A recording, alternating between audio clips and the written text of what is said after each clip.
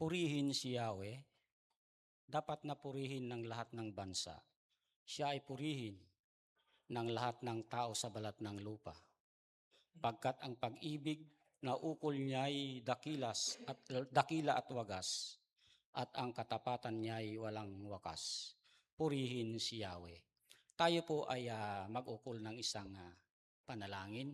Dakilang Diyos, maraming salamat po sa umaga pong ito. Nais po namin, Panginoon, na samahan niyo po kami sa aming pong pagpupuri at pagpapasalamat sa inyo sa lahat po ng kabutihang kaloob ninyo at ginagawa po ninyo sa aming pong mga buhay. Nagpapasalamat po kami, Panginoon, dahil sa nagdaang linggo, iningatan niyo po ang buhay po ng bawat isa hanggang sa ngayon, Panginoon. Kaya naririto po kami, Panginoon, upang mag-alay ng pasasalamat at pagpuri, pagdakila sa isang Diyos na banal, Panginoon. Dapat ka lang purihin, sambahin sa Espiritu at sa katotohanan. Lord, samahan niyo, Panginoon, ang oras ng aming pong pagsamba. Ianuin po, Panginoon, ang inyong pong lahat ng gagamitin, Panginoon. Maging ang maghahayag ng iyong salita sa mga tutugtog, sa mga makikinig. Lahat po kami magpuri, Panginoon. Tanggapin niyo, Panginoon, ito na bilang alay po namin pasasalamat sa inyo pong kabutihan po, Panginoon, sa buhay po ng bawat isa. Ito po ang aming panalangin sa pangalan ng aming Panginoong Jesucristo. Amen.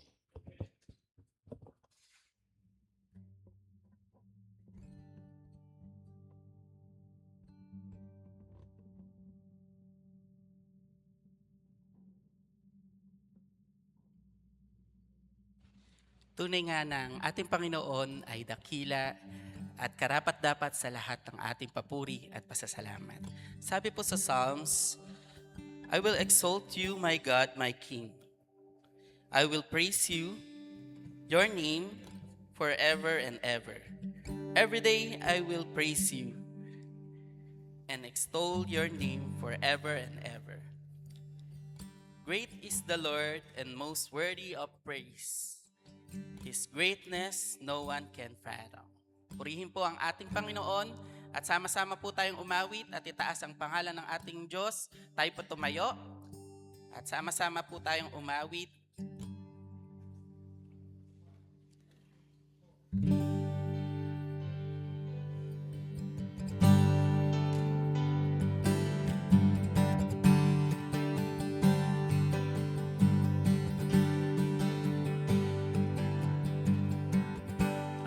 Bless your name, O God, each day that I awake.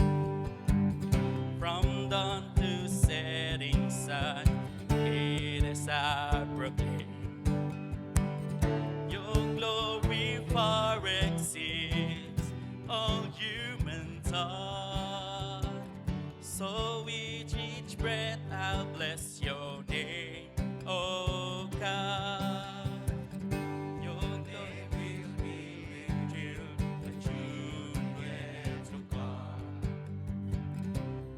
Generations sing of wonders you have done. Your strong and mighty deeds are always near. O God, most high, your name will be revealed. How great is the Lord, and greatly to be praised.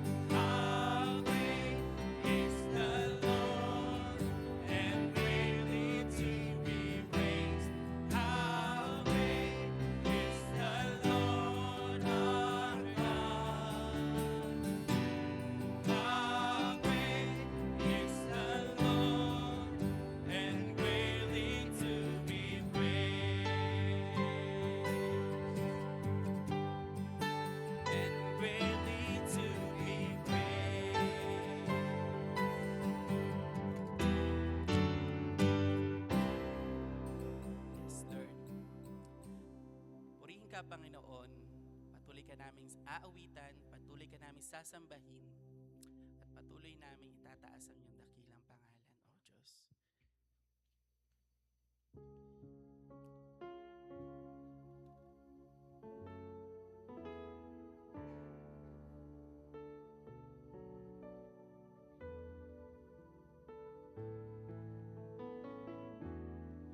You are beautiful beyond description,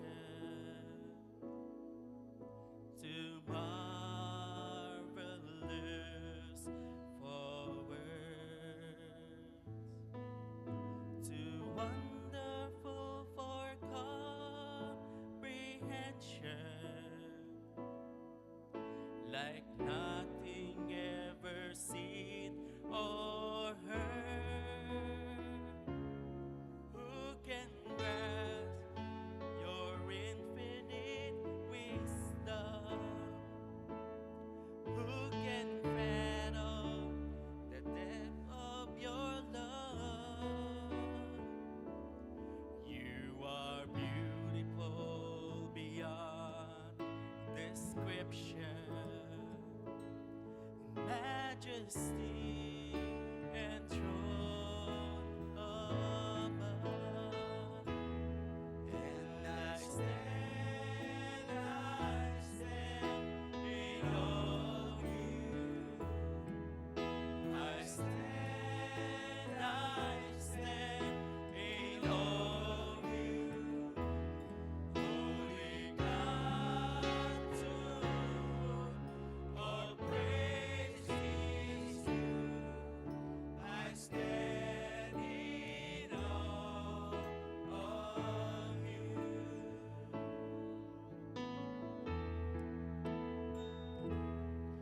You are beautiful beyond description, yet God Christ you for my sin. In agony and in affliction, God of that I might enter in. Who can grasp such tender compassion? Who can fathom this mercy so free? You are beautiful beyond description. Lamb of God, you died for me. And I stand in awe of you. I stand in awe of you. Holy God, to whom all praise is due. I stand in awe of you. And I stand in awe of you. I stand in awe of you. Holy God, to whom all praise is due. I stand in awe of you. I stand in awe of you. I stand in awe of you. Yes, Lord. Kami nga po, O Diyos, ay naririto, Panginoon, at patuloy na namamangha, Panginoon, sa inyong kadakilaan, O Diyos. Patuloy po kaming aawit, patuloy po kaming sasamba sa inyong dakilang pangalan. Purihin ka, Panginoon.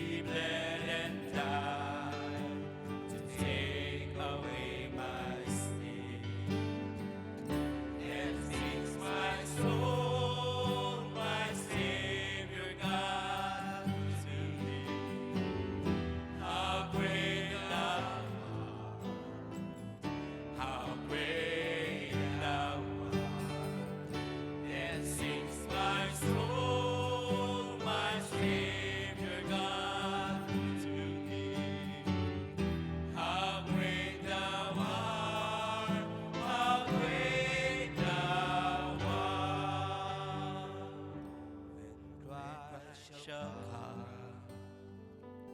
with shout of acclamation. Say, take me home, what joy shall fill my heart, and I shall bow in humble adoration, and then proclaim, my God, how great thou art, until that day when heaven bids us welcome, and as we walk this broken earth, your kingdom come, deliver us from evil, and we'll proclaim, our God, how great you are.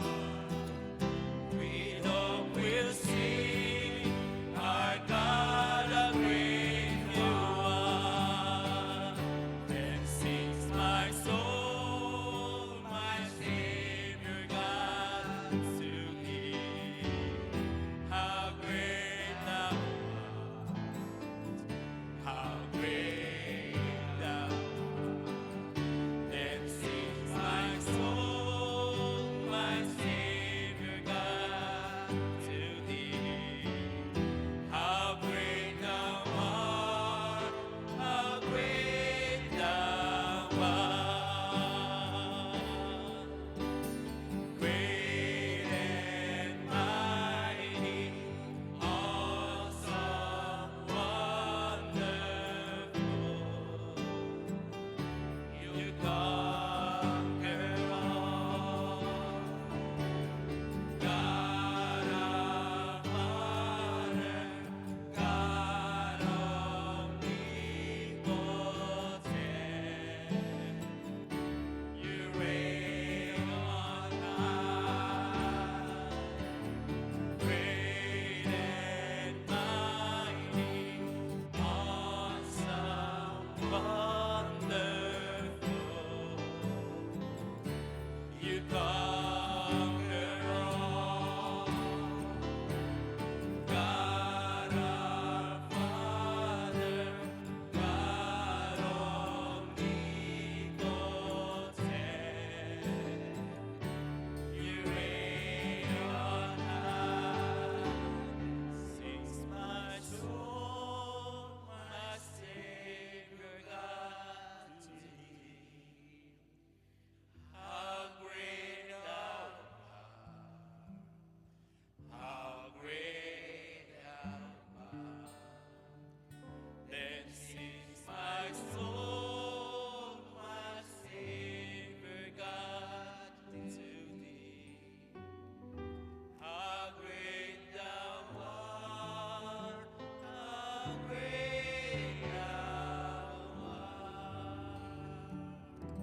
How great thou art, how great thou art. How great thou art, how great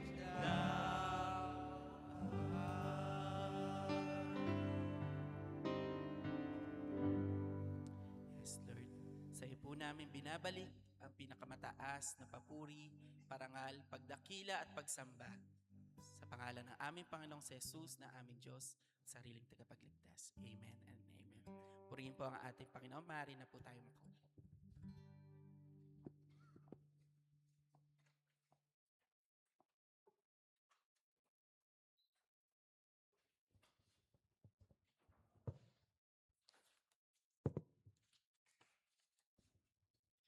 Ngayon naman po ay tinatawagan po natin yung mga bata na pumunta po dito sa harapan.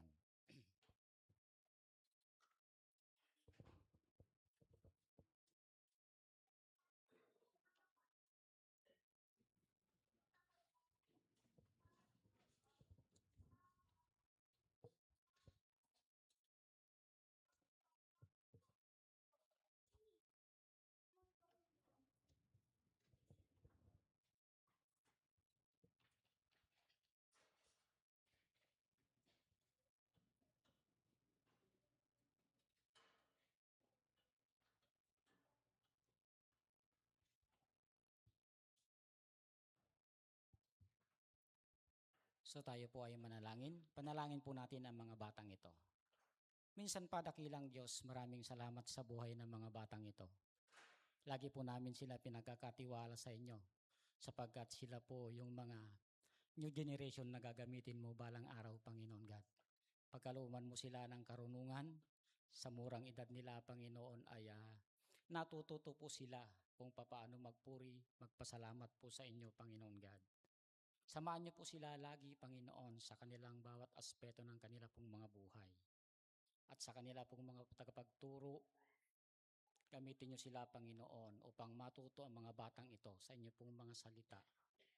Lahat ng mga bagay na ito, Panginoon, ay pinapasalamatan namin sapagkat kayo ang Diyos na tunay na dakila.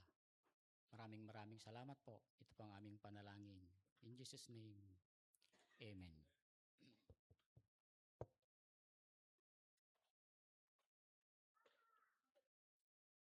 So ngayon naman po ay dadako po tayo sa prayer concern.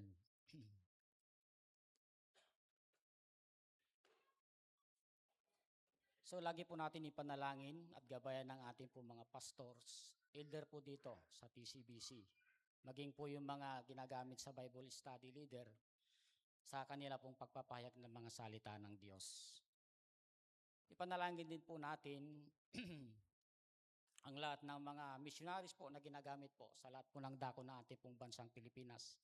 Kailangan po nila ng panalangin natin para yung kanila pong mga mission, pagmimisyon ay magkaroon po sila ng katagumpayan sa pamamagitan po ng ating pong Panginoon. At ang panghuli po, yung lagi po nating isama po yung church anniversary po natin. Manalangin po tayo.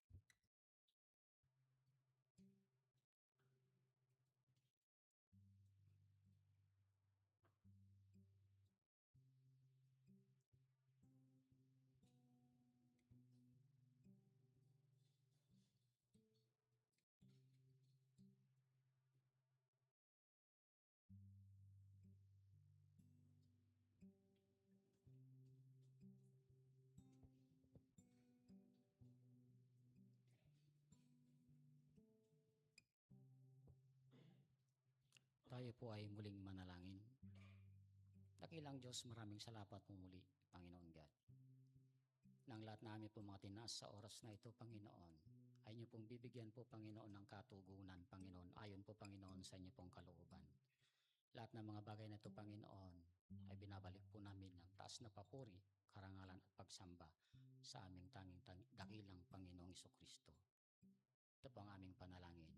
In Jesus' name, Amen.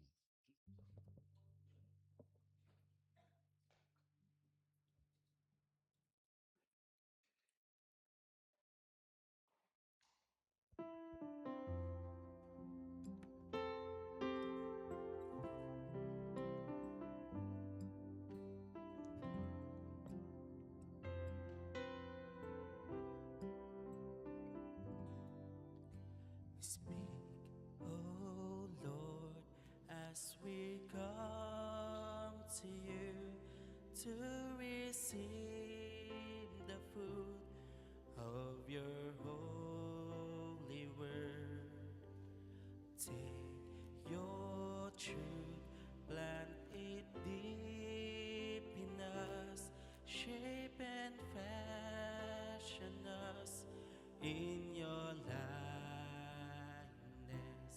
that the light of Christ might be seen today in our acts of love and our deeds of faith. Speak, O Lord, and fulfill in us all your purposes for your glory.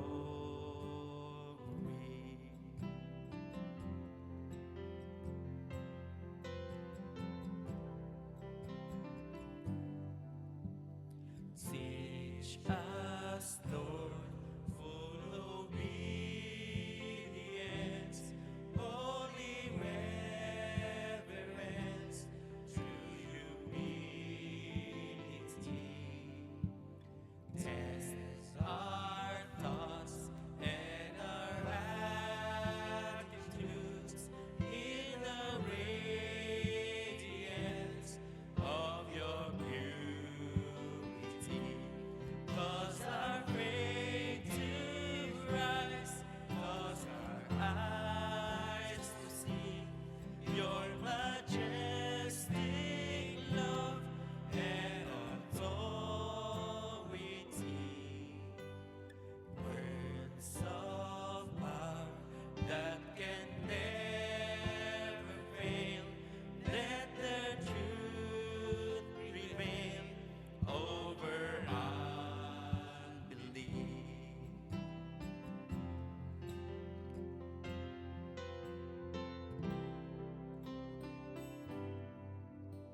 Speak, O Lord, and renew our minds.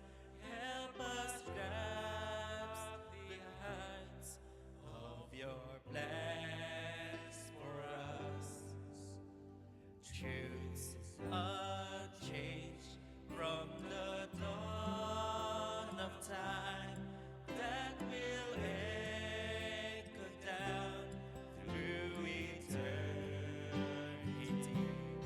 And by grace we'll stand on your promises, and by faith we'll walk as you walk with us. Speak, O Lord, till your church is built and the earth is filled with your glory.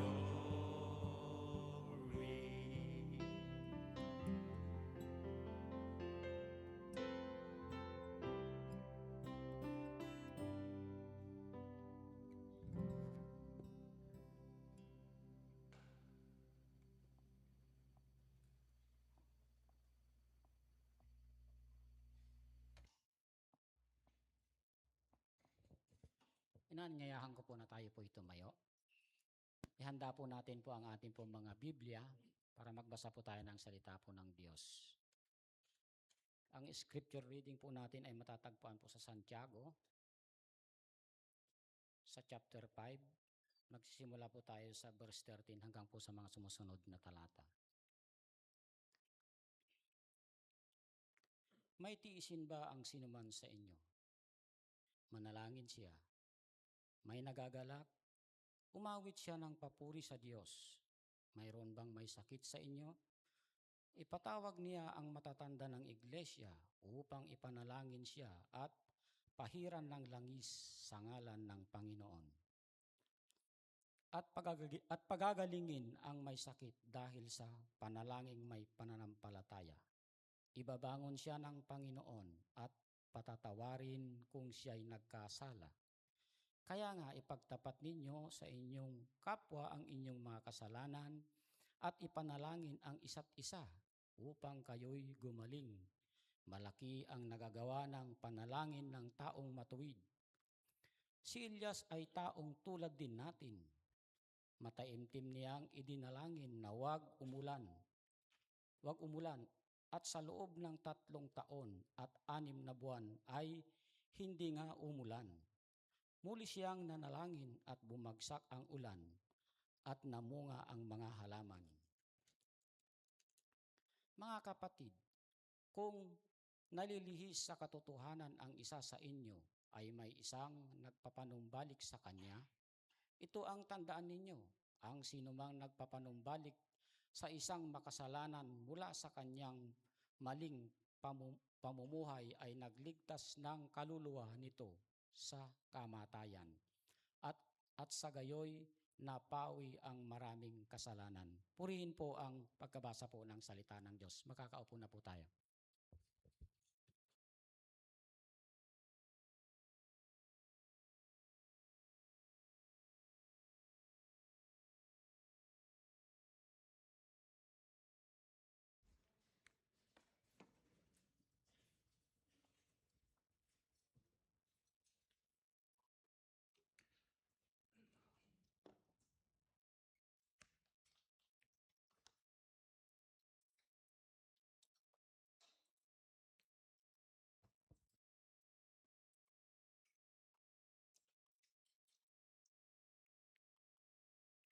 Magandang umaga po.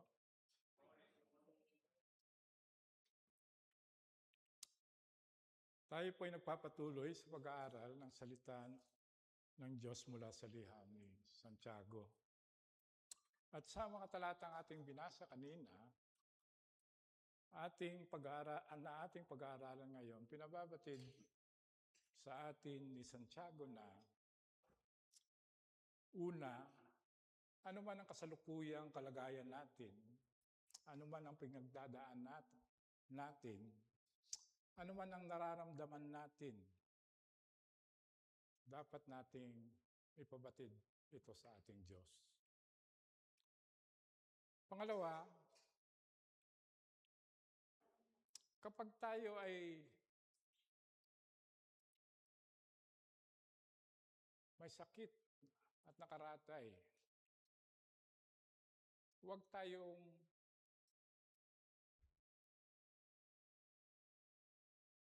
magdusa in isolation. Huwag tayong magdusa in isolation. Ipaalam natin ito sa iglesia upang sa pamamagitan ng mga elders na inatasan sa pangangalaga sa iglesia, kayo ay may panalangin at madamayan ng iglesia through our elders sa inyong dinaranas na kahirapan. At pangatlo, tayo bilang magkakapatid sa pananampalataya ay inatasan na ipahayag ang ating mga kasalanan sa isa't isa at magpanalanginan. We have to share each other's burdens. At tayo ay magtiwala ng ating panalangin ay diringgin ng ating Diyos. At ang panghuli ay tayo ay may responsibilidad na kung sakali mang may naliligaw o nalilihis ng landas na kapatid, tayo may responsibilidad na panumbalikin ang kapatid na yon sa katotohanan. Tayo po'y manalangin. Aming Diyos na makapangyarihan sa lahat, pinupuri namin ang iyong banal na pangalan. Aming Diyos, maraming salamat po sa panibagong araw na naman na pinagkaloob niyo sa aming mga buhay. Aming Diyos, samahan niyo kami sa pag-aaral ng iyong salita. Nawa ang inyong banal na Espiritu ang mangusap sa bawat isa sa amin upang maunawa namin ang nais niyong ipabatid sa inyong mga salita, O Lord. At nawa, sa pagpapahayag at pagtanggap namin ng inyong salita, kayo po lamang ang mapupurihan. In Jesus' name we pray. Amen. Tayo ay nasa huling bahagi na ng liham ni Santiago. Sa unang bahagi ng huling kabanata ng kanyang liham, binigyang babala ni Santiago ang mga mayayaman. Marahil wala naman sa atin dito ang pinagsasabihan ni Santiago dito sa bahaging ito ng kanyang liham. Bagamat ang babalang ito ay hindi lamang sa mga mayayaman. Ito ay naangkop din sa mga tao na kahit hindi mayaman ay nanglalamang sa kanilang kapwa. Mga taong nagkakasala dahil sa kanilang kasakiman. Ang sabi niya sa kanila ay, tumangis kayo at humagulgol dahil sa kapighatiang inyong sasapitin. At ayon kay Santiago, ang kanilang kayamanan ang magiging katibayan laban sa kanila. At sa ikalawang bahagi ng kabanata sa Santiago 5, talata 7 hanggang 12, inutusan tayong mga mananampalataya na maging matyaga sa gitna ng paghihirap o pagdurusa na ating nararanasan hanggang sa muling pagdating ng ating Panginoon. Sinabi ni Santiago kung paano natin magagawa ito. Una, gayahin natin ang pananaw ng magsasaka. Siya ay nag-aasik, pagkatapos ay naghihintay ng may pagtitiwala na darating ang panahon ng pag-ani. Ganon din dapat tayo ay maging matatag sa ating pananampalataya na darating ang ating Panginoong Jesus.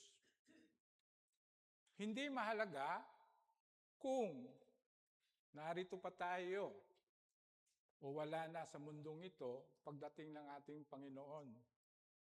Ang tiyak ay darating muli ang Panginoong Jesus.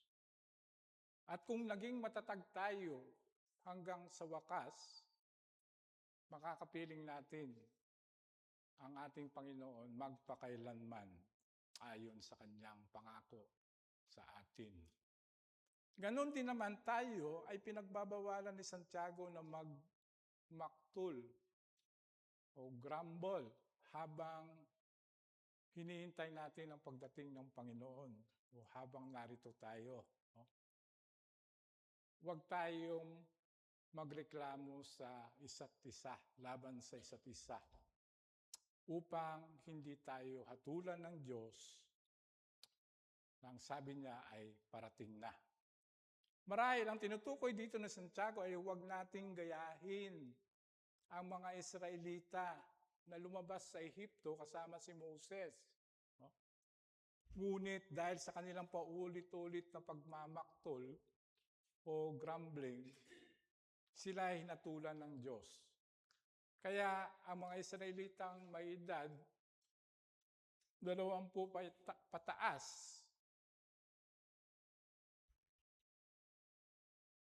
maliban kay na Joshua at Caleb, ay namatay sa hilang at hindi nakapasok sa pinangako sa kanilang lupain, the promised land. Sa halip, ang sabi ni Santiago ay tingnan natin ang halimbawa ng mga propeta na nagpapahayag tungkol sa Panginoon. Hindi nila mismo nasaksihan ang katuparan ng kanilang ipinahayag na mga propesiya, subalit sila ay naging matatag sa kanilang pananampalataya na ang mga ito ay matutupad. At ganon din sabi si Job, na dumanas ng matinding paghihirap, ngunit nanatiling matapat sa Diyos at sa uli ay naranasan ang kabutihan ng Panginoon. Higit sa lahat, tayo ay pinagbabawalan ni Santiago na manumpa sa pamamagitan ng langit o lupa o ng ano paman.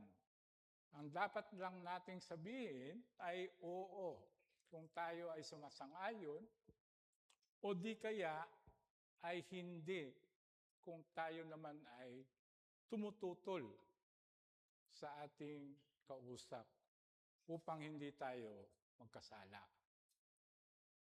Hanggang sa puntong ito ng kanyang liyab, hinihimok tayo ni Santiago sa isang matinding uri ng pagtitiis. Yung tipong kailangan mong lubusang magpigil at magpakatatag. Sinabi niya na sa atin na maghintay na parang isang magsasaka na nag-aabang ng ulan, na manindigan sa gitna ng paghihirap at huwag magmaktol o magreklamo laban sa isa't isa habang tayo'y naghihintay. Pawang mga passive na tugon sa pagdurusa. Passive na tugon sa pagdurusa. Maupo ka lang, huwag kang magreklamo, kumapit ng mahigpit, at umiyak. Ngunit batid ni Santiago na may hangganan ang kakayahan ng tao. Kung gagamitin lang natin ang sariling lakas para tiisin ang paghihirap, darating ang oras na manghihina tayo at posibleng sumuko. Kaya sa sumunod na mga talata na ating pag-aaralan ngayon, ang Santiago 5, talata 13 hanggang 20, nagbago ang direksyon ni Santiago. Inilipat niya ang ating atensyon mula sa passive na pagtitiis patungo sa aktibong pagtitiwala sa Diyos. Pinansin ni Santiago ang mga nagdurusa sa iglesia at sinabi, gusto niyo bang malaman kung paano magtiis? Gusto niyo bang malaman ang sikreto para hindi kayo matalo ng paghihirap? Tigilan ninyo ang pagtingin sa inyong mga sitwasyon at tumingala kayo sa itaas.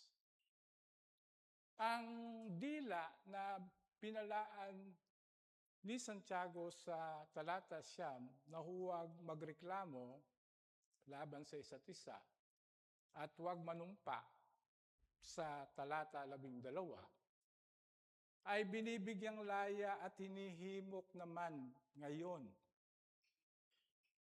sa talata 13 na dumaing at tumawag sa Diyos. Pinababatid sa atin ni Santiago na ang pangunahing lunas sa ating pagdurusa ay hindi ang matiyagang paghihintay sa paglipas ng panahon, kundi ang pag-akyat ng ating mga panalangin at awit ng papuri sa langit. Tingnan natin ang talata 13 kung saan binaling niya ang ating pansin mula sa patiyagang maghihintay patungo sa pagtitiwala sa kapangyarihan ng panalangin. Ang sabi niya sa talata 13 ay, mayroon bang dumaranas ng paghihirap sa inyo? Dapat siyang manalangin sa Diyos. Mayroon bang masaya sa inyo? Dapat siyang umawit ng mga papuri. Dito sa talatang ito, pinababatid sa atin ni Santiago na ano man ang kasalukuyan na kalagayan mo, ano man ang pinagdaanan mo, ano man ang nararamdaman mo, dapat lamang na tumawag ka sa Diyos. Makipag-usap ka sa ating Diyos. Mayroon bang dumaranas ng paghihirap sa inyo?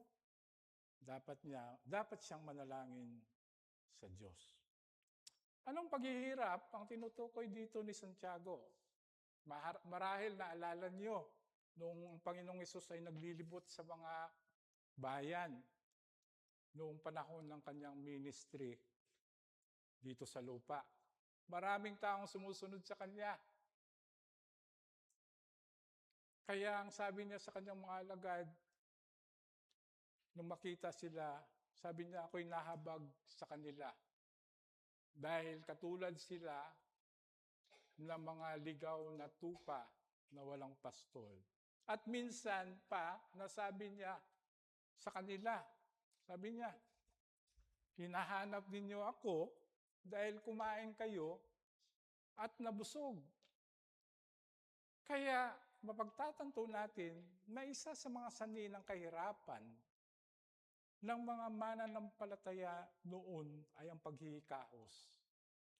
Ang kakulungan ng mga pangunahing pangangailangan sa araw-araw upang mabuhay. Pagkain, damit, tirahan. Ganun din sa aklat ng mga gawa. Sa Kabanata 2, mababasa natin doon na ang mga bagong mananampalataya na may kakayahan ay anong ginawa nila? Binenta nila ang kanilang mga ari-arian upang makatulong sila sa mga kapatid nilang nangangailangan.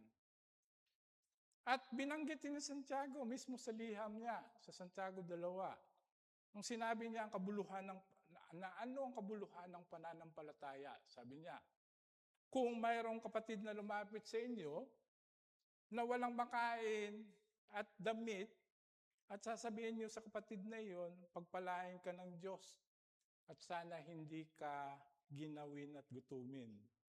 Subalit hindi niyo naman siya tinutulungan. At binanggit ni Santiago ang mga naghihirap na mga ulila at mga kapatid, mga byuda, mga kapatid na inaapi, inuus ng mga mayayaman. At sa panahon ding iyon, maraming mananampalataya na mababasa natin sa mga gawa na inuusig ng kapwa nila Hudyo at ng mga hintil na namumuno sa kanila nung panahon yun dahil sa kanilang pananampalataya. Iyon ang ilan sa mga sanhi ng paghihirap ng mga mananampalataya noong panahong yun. At parang yun pa rin. Yun pa rin ang sanhi ng paghihirap ng mga mananampalataya sa panahon natin ngayon. Ang pagdanas natin paghirap o pagdurusa ay isang katotohanan ng buhay. Ang sabi ng Panginoong Hesus sa kanyang alagad sa Juan 16:33 ay, daranas kayong paghihirap dito sa mundo. Dahil tayo ay nasa mundong bumagsak sa kasalanan, fallen world. We live in the fallen world. Mayroong kasamaan, mayroong sakit, mayroong pagkasira, mayroong pagkabulok, at maraming defects and imperfections na nagiging sanhi ng ating paghihirap. At ang paghihirap natin ay maaring physical, emotional, mental, at higit sa lahat, spiritual. Ano ang ating tugon kapag tayo nakakaranas ng paghihirap? Dati, umarahil hanggang ngayon, ang ating automatic response. Ano bang automatic response natin? Kapag tayo may suliranin, hindi ba yung tayo magugulat? Magugulat at manlulupaypay. Bakit nangyari ito sa akin? Bakit sa akin pa? Subalit, pagkatapos ng pagkabigla, agad na maglalaro sa ating isipan. Ano ang pwede kong gawin? Sino ang aking tatawagin o lalapitan na makakatulong sa akin? Ang kaagad na iniisip natin ay lutasin ang problema sa ating sariling kakayahan at pamamaraan o sa pamamagitan ng ibang tao. Ngunit anong sinasabi sa atin ni Santiago? Dapat siyang manalangin sa Diyos. Let him pray. Bakit? Dahil kung tayo may tunay na pananampalataya, tayo ay nagtitiwala na ang Diyos ang may kontrol ng lahat ng bagay. At nararapat lamang na sa Kanya natin unang idulog at isangguni ang ating mga suliranin. At sa Kanya kayo humingi ng tulong upang mapawi ang ating paghihirap. Ang awit doon ng mang-aawit sa Psalm 12 verse 1 to 2, Psalm 121 verses 1 to 2 ay, I lift my eyes to the mountains. Where does my help come from? My help comes from the Lord, the maker of heaven and earth. Manalangin tayo bago kumilos upang resolbahin ang problema o pawiin ang paghihirap na naranasan natin. Kung tayo naman ay masaya at nagagalak, marahil dahil tayo ay pinagpapala ng Panginoon o mayroong mga suliranin na naresolba o di kaya may pagdurusa na naalis sa biyaya ng Panginoon, tayo ay hinihimok na Santiago na umawit ng papuri. Ang sabi niya ay, mayroon bang masaya sa inyo? Dapat siyang umawit ng mga papuri. Bakit? Dahil kung ang buhay natin ay maayos, ano ang kadalasan na magiging tendency natin? Tayo ay nagmamataas, magyayabang, at nakakalimot. Nakakalimot tayo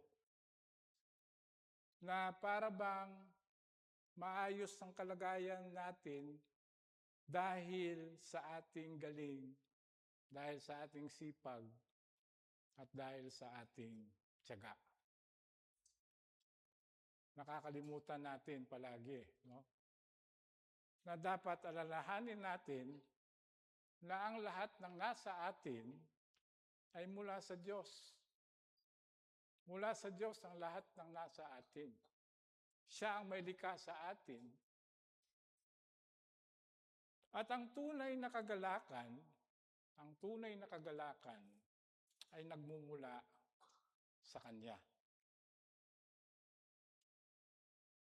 Sa ating pag-aawit at pagpupuri at pasasalamat, o maaaring ayaw niyong umawit dahil sintunado kayo, isigaw ninyo ang papuri at pasasalamat sa Diyos. Sa pamamagitan nito na ibabalik natin ang kaluwalhatian sa Diyos, na siya lang naman ang karapat-dapat na tumanggap nito. We bring back all the glory to God sa ating maayos na kalagayan.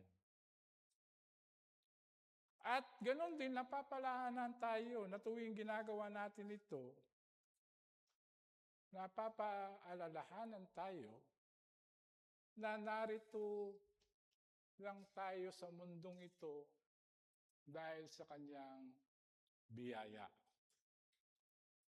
Ang pangalawang puntong pinababatid sa atin ni Santiago ay kapag tayo ay may sakit at nakaratay,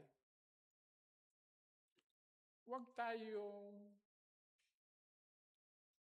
mag-suffer in isolation.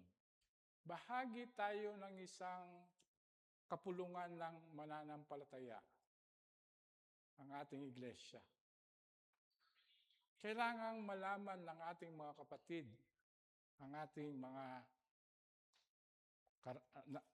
kasalukuyang kalagayan upang una tayo may panalangin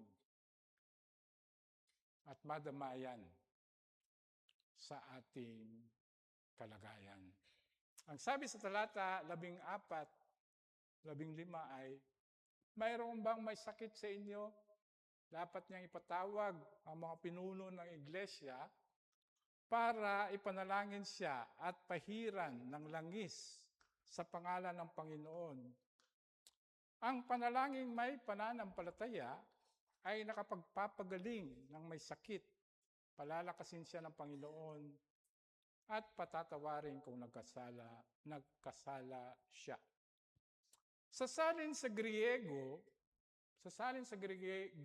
na salitang sakit, ang tinutukoy dito ay ang ganap na hindi makagalaw, no? Hindi na makagalaw mo nakaratay, completely incapacitated. Kaya ang utos ni Santiago para sa may sakit dito ay dapat niyang ipatawag ang mga pinuno ng iglesia. Practical nga naman, hindi na pwedeng, kung maalala nyo, yung paralitiko, dinala sa Panginoong Yesus, pinitbit siya ng 4 tao, no? Na dahil nakaratay siya.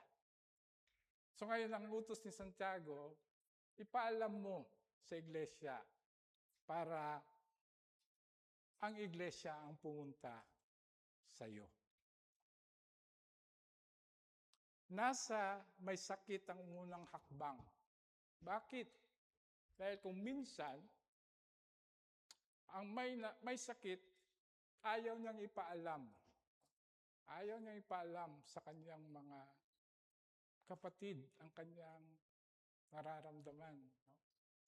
Kaya, ang sabi ni Santiago, ipatawag mo ang mga elders o namumuno. So, nasa may sakit ang initiative. Ang mga pinuno naman ng iglesia ay pupuntahan ang mga may sakit. Dahil ang elders represent the church. Sila ang inatasan o itinalaga para sa pangangalaga ng iglesia. At ano ang gagawin? Pupuntahan, ipapanalangin, at pahiran ng langis sa pangalan ng Panginoon. Ang sinasabi dito ni Santiago ay hindi ka dapat magdusa ng nag-iisa. Kailangan mo ng tulong. At sino ang dapat magtulungan? Hindi ba ang magkakapatid sa Panginoon? Dito, pinababatid ni Santiago sa atin ang pagmamalasakitan ng mga magkakapatid sa pananampalataya. Ang mga pinuno o elders ang tinalaga. Noong panahon ng mga unang mananampalataya, ginaya nila yung structure ng Jewish community, na merong elders. Kahit si Apostol Pablo, ganon yung kanyang ginawang structure ng iglesia. Merong elders. At ang elders ang itinalaga sa pangangalaga ng iglesia. Kaya mababasa niyo yun sa Acts, nung pinatawag niya yung mga elders ng Efeso, no? Nung nasa Miletus siya, at kanyang pinagbilinan na pangalagaan, unang yung sarili, pangalawa yung kawan na ang tinutukoy ay ang iglesia. At sa panahon natin ngayon, may mga ganong setup ng iglesia. No? Pero hindi lahat ng iglesia. No? At ang setup ay iba-iba. No? Ang ibang iglesia, mayroong board. Ang tawag nila parang board, no? Of elders, no? Na nangangasiwa sa iglesia.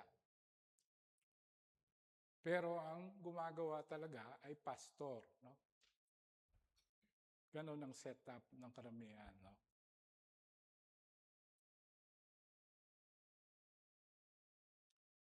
Sa lingwahe ng Grego, ang ginamit na salitang pahiran ay kasing hulugan ng paghimas o pagmasahe upang magdulot ng lunas o kaginawaan. At hindi ito tumutukoy sa ceremonial anointment. Kaya, ang sabi ni Santiago, ipanalangin ninyo ang may sakit, tapos anoint with oil. No?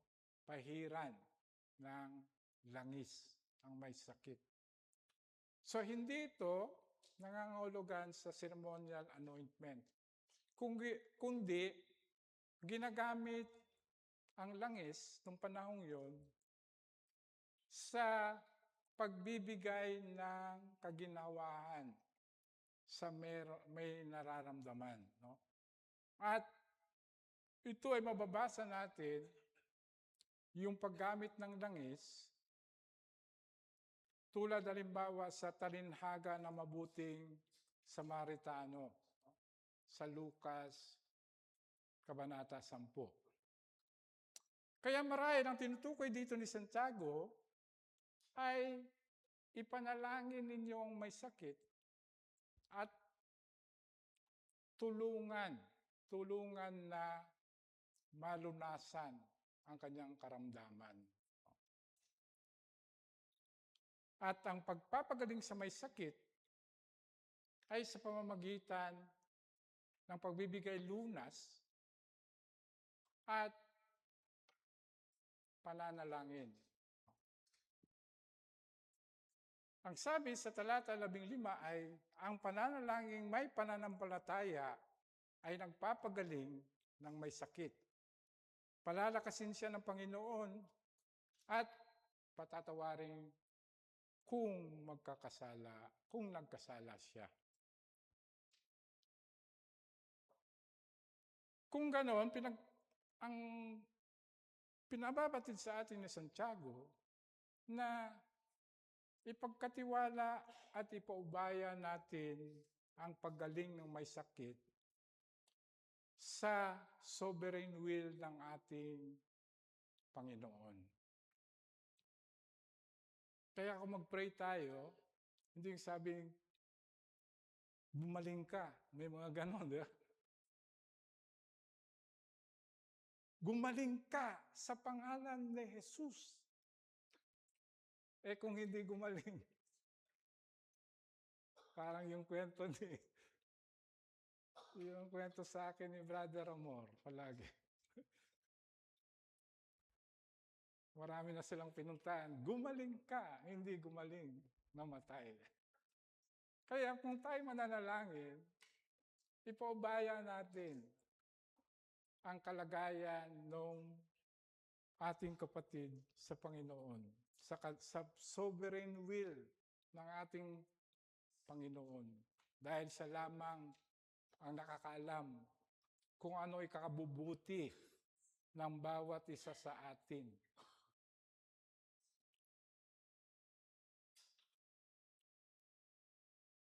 At sa panahon natin ngayon, ay kasama na sa pananalangin ang panalangin natin na ang kapangyarihan ng Panginoon ang kumilos upang ang kaalaman sa medisina at ang mga taong magbibigay ng lunas ay magdulot ng kagalingan sa pasyente. We pray, but we pray that God will use all available remedies. And this is always for His glory, ang ating pananalangin. Ganon din naman, pinababatid ni Santiago na ang sanhi ng sakit ay hindi palaging kasalanan, tulad ng naging paniwala ng mga Hudyo nung panahon nila. Kaya sabi niya, at kung may kasalanan, sabi ni James, hindi niya sinabi na may kasalanan. Kung may kasalanan, ay patatawarin siya ng Panginoon. No? Kasi meron ngayon na mga paniwala na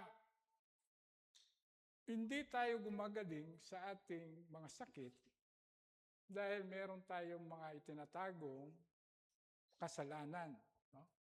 O hindi naman kaya, meron din na, lalo na sa mga prosperity gospel, na ganyan ang karamdaman mo kasi mahina yung pananampalataya mo. Pero hindi ganun ang sinasabi ni Santiago.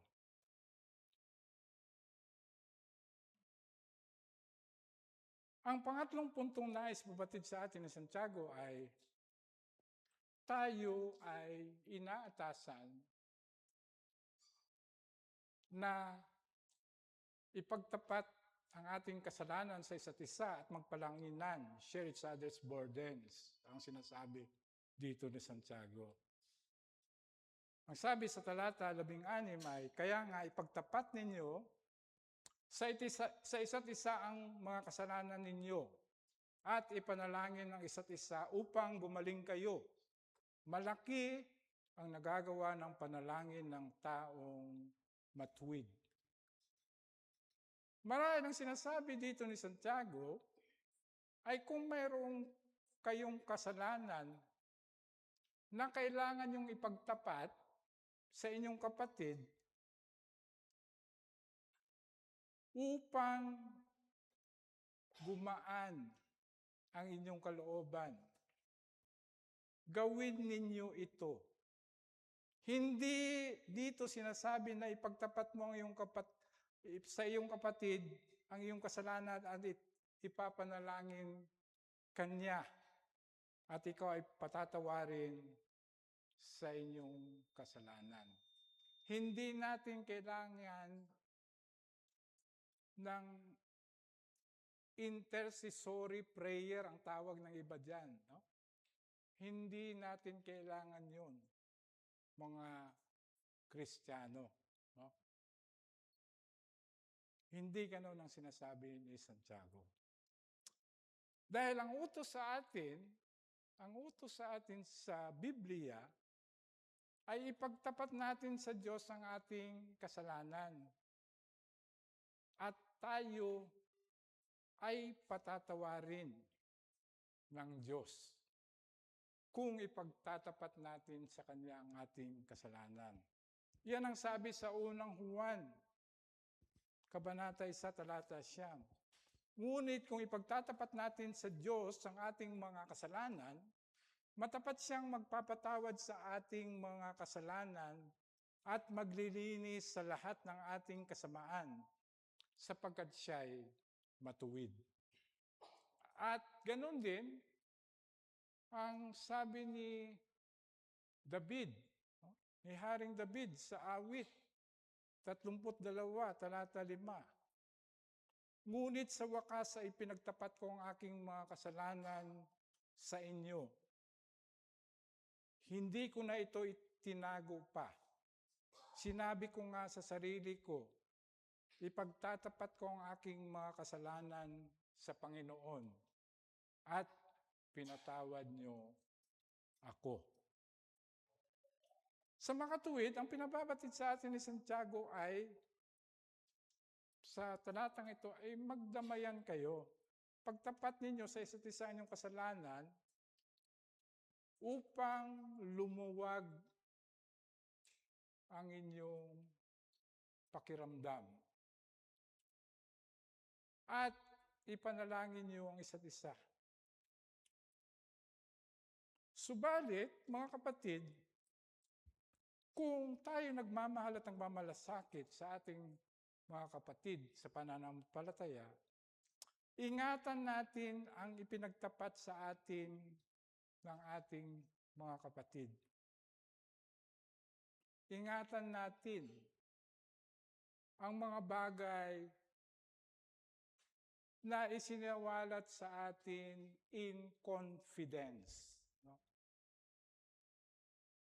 Huwag nating ipalam sa iba kung sa atin lamang ito ipinagtapat. Ang sabi sa Proverbs 11 verse 13 ay, a gossip betrays confidence, but a trustworthy person keeps secret. Ang layunin ng pagtatapatan ng kasalanan sa bawat kapatid ay hindi para ito i-broadcast, no? Ito ay para lumuwag lamang ang ating kalooban. Dahil kung minsan, ganito ang nangyayari, no? Tayo ay nag-aagam-agam kahit na pinagtapat na natin sa ating Panginoon ang ating kasalanan, tayo pa rin ay nag-aagam-agam, pinatawad na kaya ako ng Panginoon? Kaya kung minsan, kailangan natin ng assurance. Assurance na pinatawad nga tayo sa ating kasalanan. Kahit malinaw na sinasabi sa Biblia, we confess our sins directly to God. Hindi natin ito kailangang ipadaan sa mga tao. Unless kung ikaw ay nagkasala sa iyong kapatid.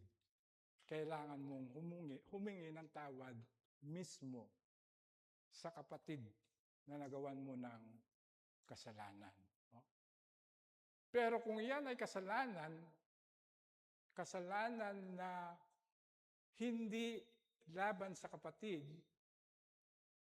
we confess that directly to God.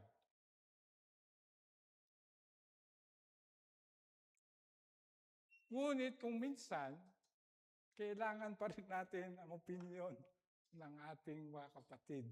Kaya ginagawa natin, no? Pinatawad na kaya ako ng Panginoon, no? We need assurance kung minsan. At pagkatapos sinabi ni Santiago na malaki ang nagagawa ng panalangin ng taong matuwid. Ang ibig bang sabihin nito ay kailangan nating tumawag ng taong matuwid upang tayo ipanalangin.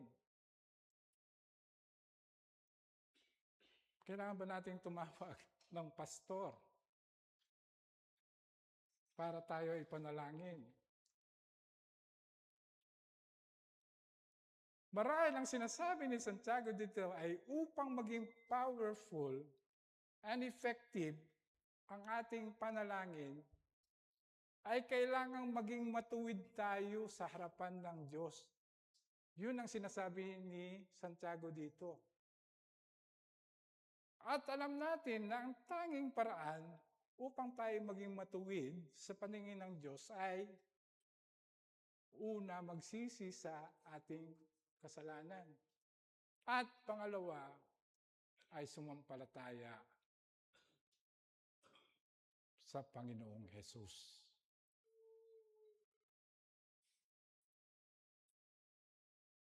Kaya marahil sinabi niya nang nauna na ipagtapat ninyo ang inyong kasalanan upang ang inyong panalangin ay maging powerful and effective.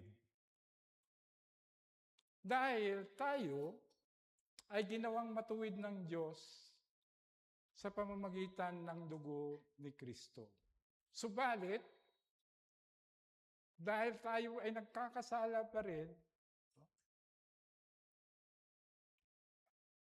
tayo ay napapalayo sa ating Diyos. At para mapanumbalik ang relasyon na yon, we need to confess our sins to be made righteous. At ginawa ni Santiago na halimbawa si Elijah o si Elisha. Ang sabi niya sa talata 17 to 18 ay, ang propetang Elias ay tao ring tulad natin. May taimtim siyang nanalangin na huwag umulan. At hindi nga umulan, ng 3 kalahati taon. At nang manalangin siya upang umulan, bumuhos ang ulan. At namunga ang mga pananim. Bakit kaya si Elias ang ginamit ng halimbawa? Kung alamin natin ang kwento ni Elias, tayo ay mamamangha tayo sa kanyang mga ginawa. No? Kaya nakakagulat na sinasabi ni Santiago na si Elias ay tao ring katulad natin. No? Mababasa natin ang kwento ni Elias sa unang hari, Kabanata 17 hanggang 2 hari, Kabanata 2. At alam natin na Elijah was used mightily by God. No? Isa sa mga taong hindi nakaranas ng kamatayan. No? Kaya sasabihin kagaya natin, siya ay bumuhay muli ng patay, no? Yung anak ng biyuda sa Saripat, no? At siya'y maraming himalang ginawa. At siya rin ay nagpropesiya, no? Marami siyang pinahayag na propesiya na nagkaroon ng katuparan. Kaya, nung binabasa ko ito, paano magiging katulad natin? Si Elias. Kamangha-mangha ang kanyang mga ginawa. Pero ang sabi ni Santiago, tao rin katulad natin si Elias. Ano ang kanyang pinababatid sa atin? Ang pinababatid sa atin ni Elias dito ay ang mga kamangha-mangha niyang gawa ay hindi naman talaga niya gawa yun. No? Hindi gawa ni Elias yun. No?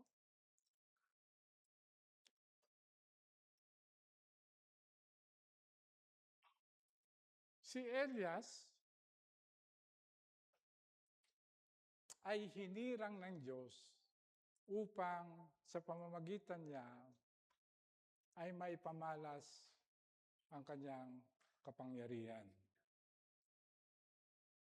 At marahil sinasabi sa atin ni Santiago na tularan natin si Elias na handang magpagamit sa ating Diyos upang sa pamamagitan natin ang kanyang kapangyarihan ay makita sa atin. At marahil, sinasabi sa atin ni Santiago na tularan natin si Elias kung gaano siya kataimtim kung manalangin. Gaano ba tayo kataimtim manalangin? Kung minsan, 1 second nanalangin. Pero kung pansinin natin si Elias, no, sa kwento sa unang hari, Kabanata 8, nung nasa bundok siya ng Carmel, no, at hiniling niyang umulan uli, ilang beses siyang nanalangin? 7 beses, paulit-ulit. No? Paulit-ulit. So sabi ng Panginoon, sabi ni Santiago, gayahin niyo kung gaano kataimtim manalangin si Elias. Ganon din ang sabi ni Jesus, no, sa kanyang mga alagad, no? Sa Lucas 18, talata 1 hanggang 8. Sa pamagitan ng talinhaga ng matyagang byuda, pinabatid niya sa atin na tayo ay palaging manalangin at huwag mawalan ng pag-asa. Manalangin palagi. At marahil alam niyo yung nangyari doon sa talinaga na yon. Dahil sa kakulitan ng byuda, kahit na yung judge ay matapang, nakulitan sa byuda, pinagbigyan niya ang kahilingan ng byuda. So, ang sinasabi sa atin ng Panginoong Yesus, dapat ganun din kayo kakulit pag nananalangin kayo. At ang panguling punto na pinababatid sa atin ni Santiago ay tayo may responsibilidad na panumbalakin ang kapatid na nalihis sa katotohanan. Sa talata 19, 20, ang sabi, mga kapatid, kung nalilihis sa katotohanan ng isa sa inyo at may makapagbabalik sa kanya sa tamang landas, dapat ninyong malaman na ang nagpabalik sa isang makasalanan mula sa kanyang masamang pamumuhay ay nagliligtas ng kaluluwa ng taong iyon sa kamatayan at magdudulot ng kapatawaran ng maraming kasalanan. Ang talatang ito ay mahirap, no? Mahirap unawain. No?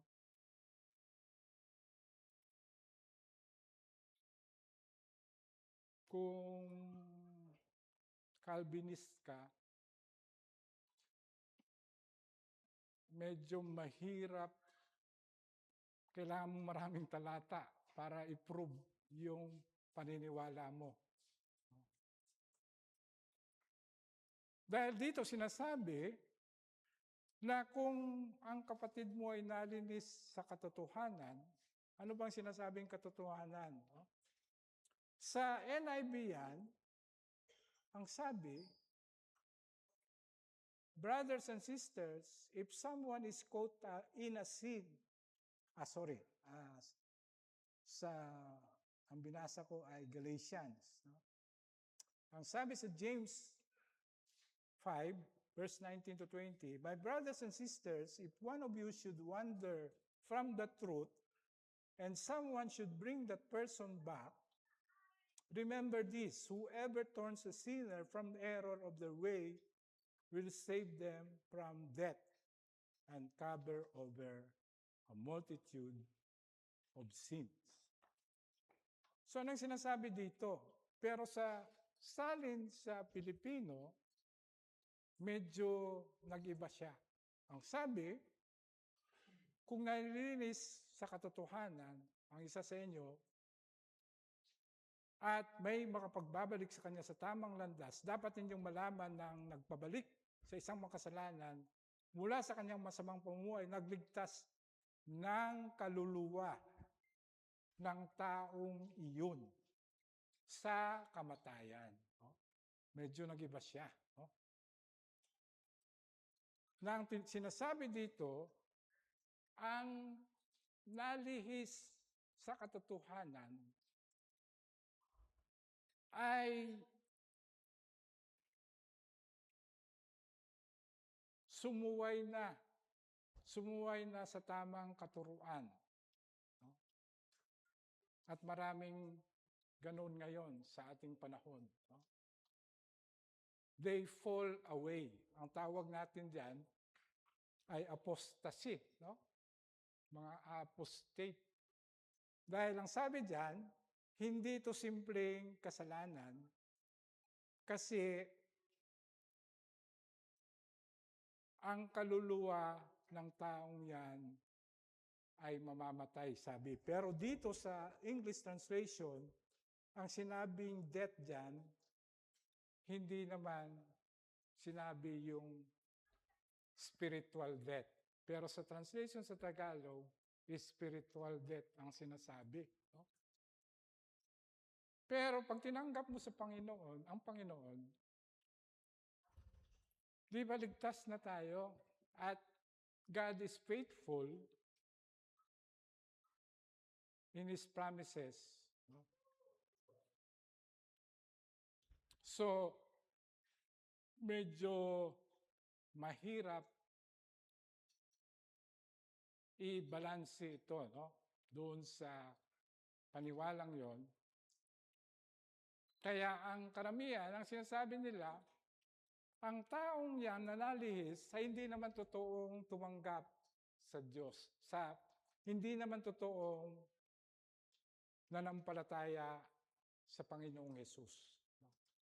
At yan ay nahalintulad doon sa mga binhi na nalaglag sa mabatong lupa.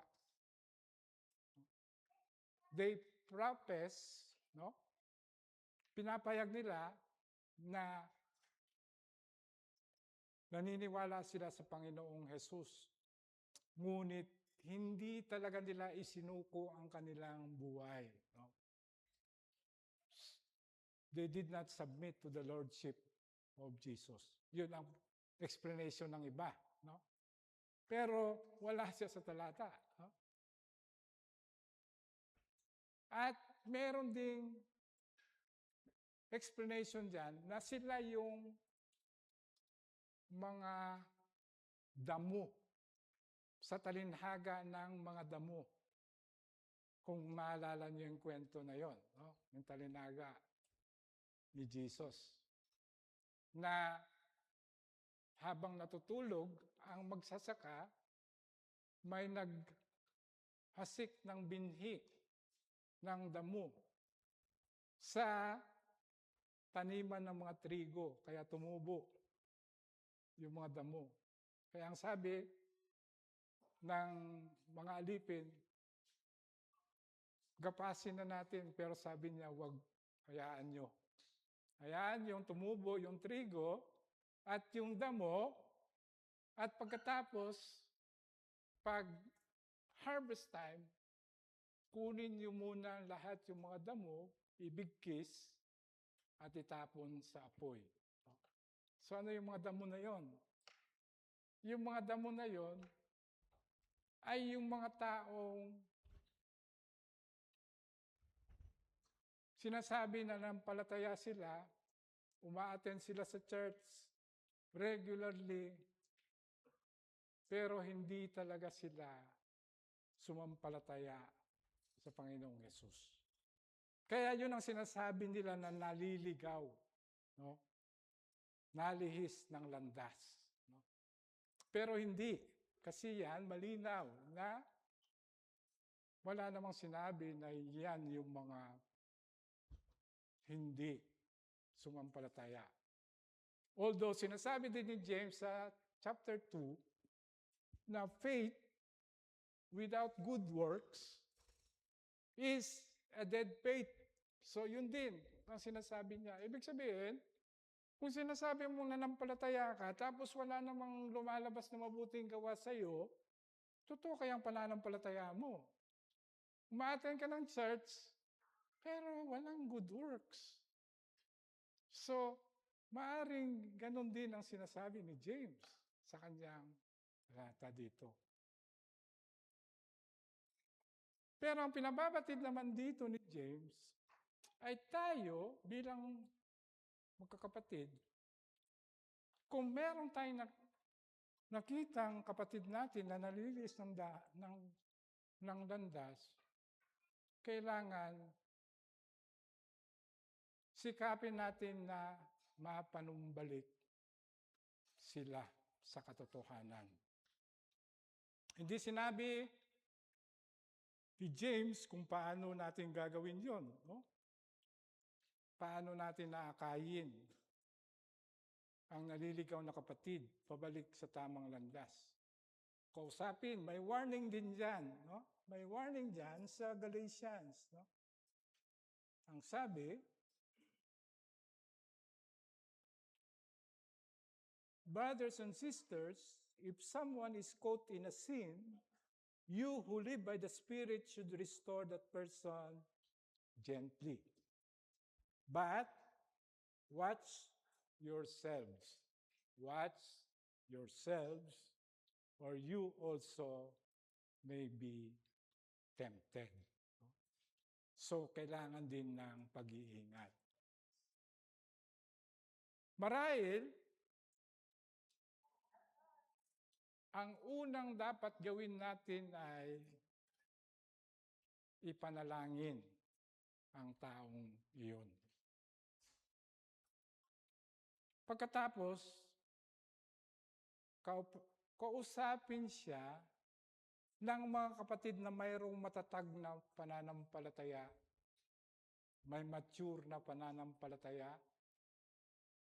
may taglay na karunungan mula sa Diyos, wisdom from God, may malalim at malawak na kaalaman sa salita ng Diyos, at may magandang patotoo. At may tiyaga, kahinahunan, na malinaw na may papaunawa ang kaibahan ng tama sa mali at ng mabuti sa masama. Yun ang taong nararapat kumausap sa mga kapatid natin na nalilihis ng landas. At sinabi ng Santiago na kung sakaling naakay mo pabalik sa tamang landas ang naligaw mong kapatid, ang sinabi niya, nailigtas mo ang kanyang kaluluwa sa kamatayan. At dahil nagsisi ang kapatid mong iyon sa kanyang nagawa, ang lahat ng kanyang kasalanan ay patatawarin. So, ibig sabihin, ang sinasabi dito, hindi talaga mananampalataya yun, no? Yung ibinalik mo. Dahil nung naibalik mo siya, it covered a multitude of sins. Ibig sabihin, yung original sins niya, nandoon pa rin, no? So marahil ganun ang sinasabi ni Santiago sa mga talatang ito. Kaya dito sa mga talatang ating pinag-aralan, pinababatid sa atin ni Santiago na anuman ang kasalukuyang kalagayan natin, anumang kahirapan tayo nasasadlak, kailangan ipanalangin natin yan. Ang tayo naman ay nagagalak, tayo rin ay manalangin ng may pasasalamat. Kapag tayo ay may karamdaman, nakaratay tayo, kailangan ipaalam natin sa iglesia ang ating kalagayan. Dahil tayo ay isang iglesia, magkakapatid sa pananampalataya, at kailangan magdamayan. Ganon din sinasabi sa atin ni Santiago na kailangan nating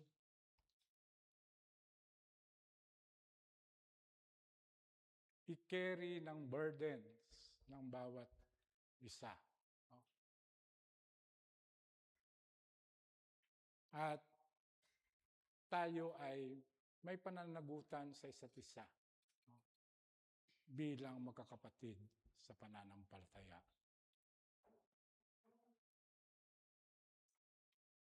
Nawa, ang mga katotohanan ito ay may sa buhay natin bilang isang iglesia, no?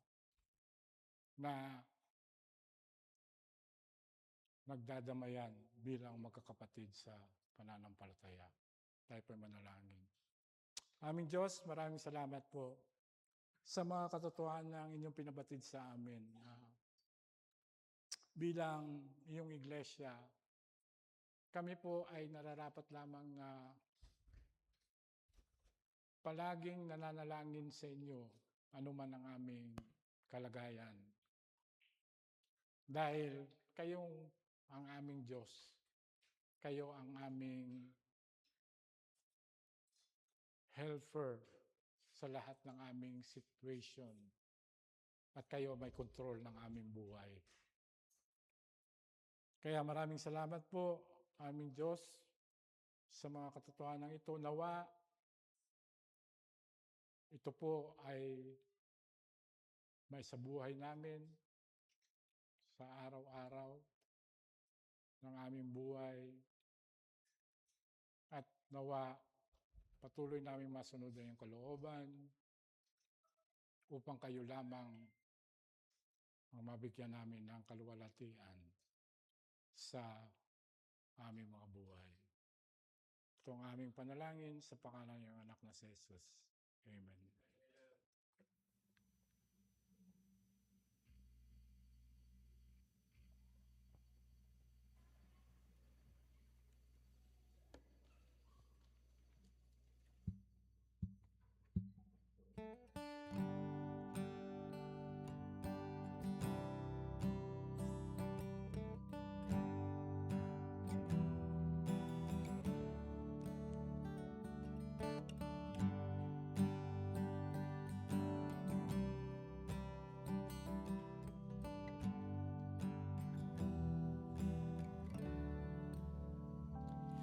Let us pray for one another, helping thus the weakest stand, for the conflict with the tempter, strengthening both heart and hand.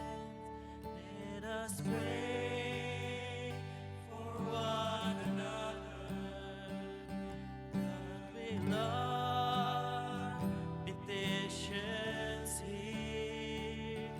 He delights to have his children to the throne of grace draw near.